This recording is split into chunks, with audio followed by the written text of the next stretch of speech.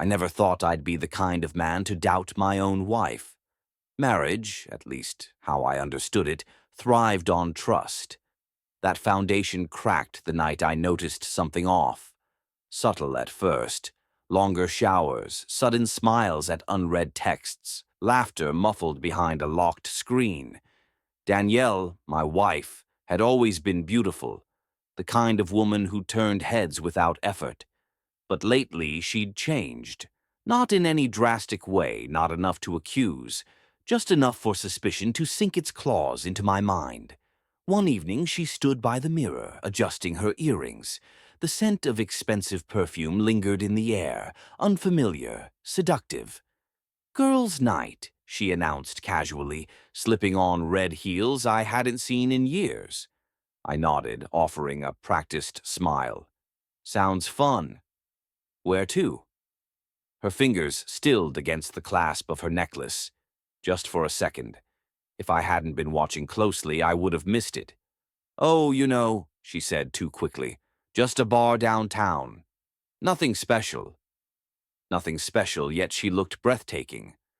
I leaned against the doorway, pretending to be absorbed in my phone. "Who all is going?"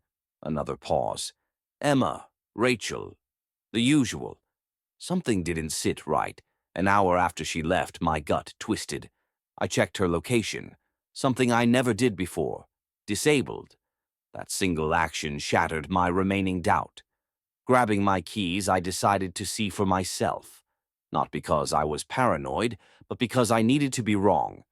Driving toward downtown, I scanned every bar, every restaurant. Then I saw her. Not with Emma, not with Rachel. With him. A man taller than me, dark hair slicked back, dressed sharp. His hand rested dangerously low on her back as they entered a dimly lit hotel lobby. My breath caught. Everything inside me screamed to act, to storm in and confront them. But anger alone wouldn't be enough. I needed more. I needed undeniable proof. Parking across the street, I watched. 20 minutes passed. Then Danielle and the stranger reappeared, her arm looped through his like lovers long familiar. They disappeared inside an elevator. I gripped the steering wheel, rage flooding my veins. This wasn't just a mistake. This was planned, rehearsed. Pulling out my phone, I snapped a picture. Evidence. The first piece of what would become her downfall. I wasn't going to lose everything. Number she was. I sat in the car, gripping the wheel so hard my knuckles turned white. The cold truth settled in my chest, heavy and suffocating. Danielle, my wife, the woman I had given my loyalty, my love, my years, had just walked into a hotel with another man. Not as a friend, not as a colleague, as a lover. The realization burned. I wanted to storm inside, drag her out, demand answers. But anger wouldn't serve me. Not yet. I needed patience, control, and most of all, a plan. For the next 30 minutes, I watched. No sign of her. The elevator had swallowed them, and she hadn't come back down. My mind painted images I didn't want, yet couldn't stop. Her hands on him, his lips on her. The way she probably whispered in his ear, just as she used to with me. A notification lit up my phone. A text from Danielle. "Hey babe, heading home soon. Girls' night was fun. Love you." My stomach turned, lying, so effortlessly. She had no idea I was parked right outside, watching her betrayal unfold in real time. I exhaled slowly. No confrontation tonight. If she had the audacity to deceive me this easily, then I'd make her regret it just as easily. I drove home, arriving minutes before she did. Slipping into bed, I pretended to be asleep when I heard the front door creak open. Soft footsteps moved through the hallway, careful, calculated. She was good at this. Too good. The mattress dipped beside me. A faint scent of expensive cologne mixed with her perfume. Not mine. She sighed softly, then shifted closer, her body pressing against mine. She murmured, running her fingers across my chest. "Missed you." I forced my breathing to remain steady. If I spoke, if I moved, I might lose control. Her lips brushed against my shoulder before she settled in, oblivious to the storm brewing inside me. Morning arrived with an eerie normalcy. Danielle hummed in the kitchen, pouring coffee, wearing one of my shirts as if she hadn't been wrapped around another man hours ago. I leaned against the counter, watching. "Good night?" I asked casually. She glanced up, smiling, completely unaware. Yeah, we laughed so much. Emma was a mess, though. Too many martinis. Lies. That so? I took a sip of coffee, masking my disgust. She walked over, arms snaking around my waist. "I love you." I fought the urge to recoil. "Love you too." It was a test. She needed to believe I suspected nothing. But her time was running out. I spent the day gathering everything I needed.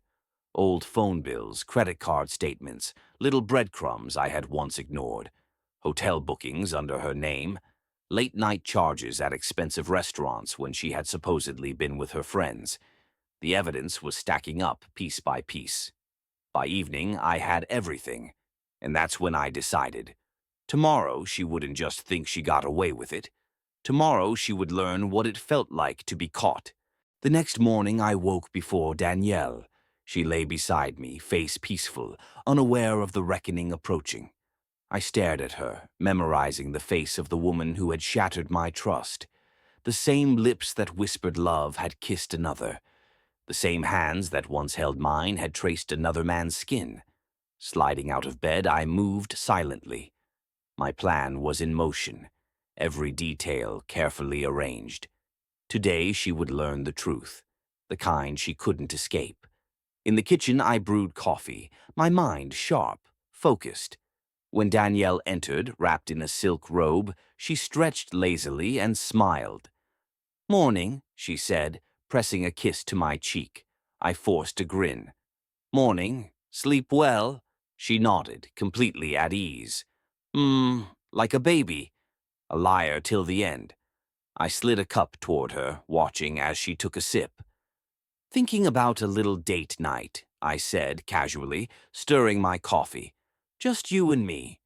It's been a while." Her eyes flickered, hesitation crossing her features. "Oh?" I nodded. "Yeah, I made reservations, thought it'd be nice." She smiled, but something about it didn't reach her eyes. "That sounds amazing." She was calculating, checking her mental calendar, wondering if this clashed with her secret life. Perfect. The day dragged, my mind a battlefield of rage and anticipation. When evening arrived, I dressed sharply, fitting for the moment I would burn everything she built.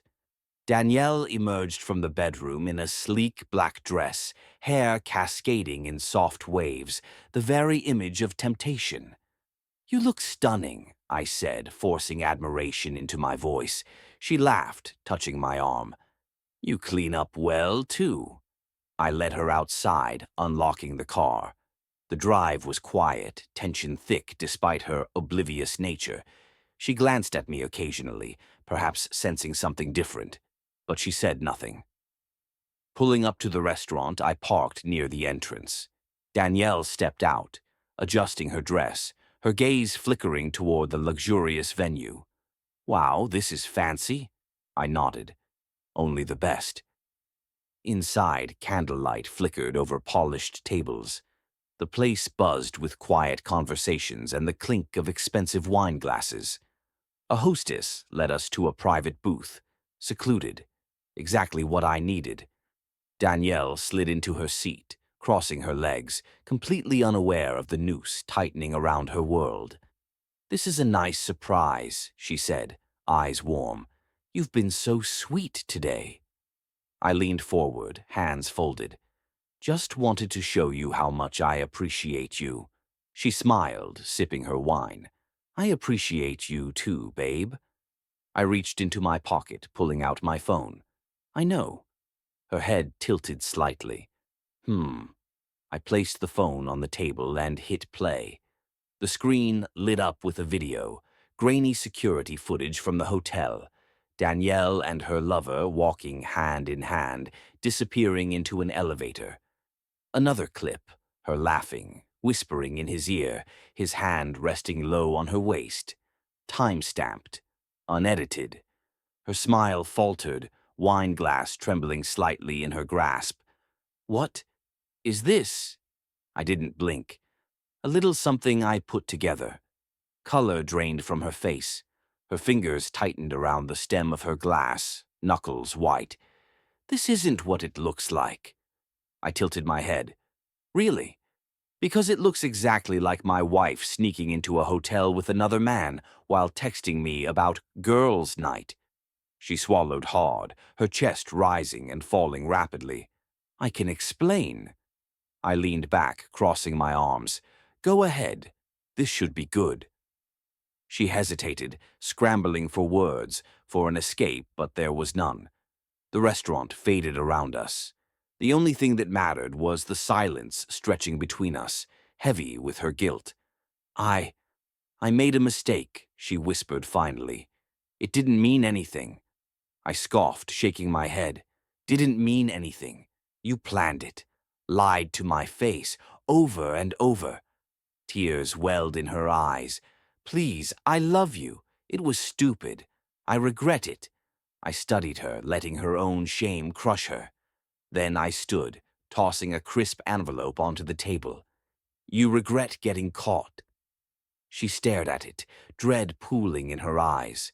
Slowly she reached for it, fingers trembling. Opening the envelope, she pulled out the divorce papers.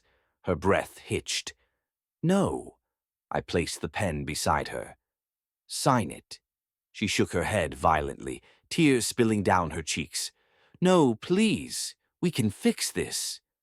I exhaled sharply, meeting her gaze. You already broke it. The weight of my words crushed whatever remaining hope she clung to. Danielle stared at the papers, realization dawning that this wasn't a nightmare she could wake up from. She thought she'd never get caught. She was wrong. Danielle sat frozen, staring at the divorce papers as if they were a death sentence. Tears streamed down her face, silent and desperate. She shook her head, lips quivering. No, this can't be happening. I leaned back, watching her unravel. It already has. Her hands gripped the table, knuckles pale. Please, we can work through this. You don't mean this. I exhaled sharply, tapping my fingers against the wood. You lied, repeatedly. You slept with another man and thought I'd never know. How do you expect me to believe anything you say now? She reached for my hand, but I pulled away, watching pain flicker across her face. I was stupid, she whispered. I let myself get caught up in something meaningless. I laughed bitterly. Meaningless? You planned it. You hid it. You came home to me every night, looked me in the eyes and lied. Don't insult me by pretending this was some mistake. Her breathing was shaky, her body trembling. I love you. I never stopped loving you. I picked up my wine glass, swirling the deep red liquid. Love doesn't look like this. Her shoulders slumped, realization setting in. There was no escaping this moment, no charming her way out of it. Slowly, she reached for the pen beside the papers. Her fingers hovered over it, hesitant, trembling. Then she looked up at me, pleading one last time. Is there really no chance? I met her gaze, steel in my voice. None. Her lip quivered, but she nodded, sniffled. Then, with a deep breath, she picked up the pen and pressed it to the paper. Her signature flowed across the page, marking the end of everything she had taken for granted. She wiped her tears with the back of her hand. What now? I took a long sip of wine, letting the silence stretch before answering. Now? You deal with the consequences? She swallowed hard, blinking back fresh tears. And you? Where do you go from here? A smirk tugged at my lips. Forward.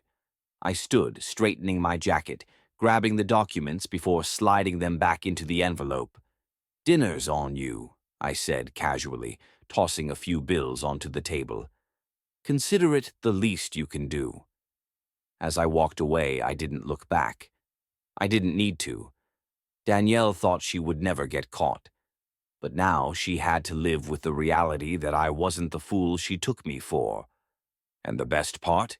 She would never see what was coming next.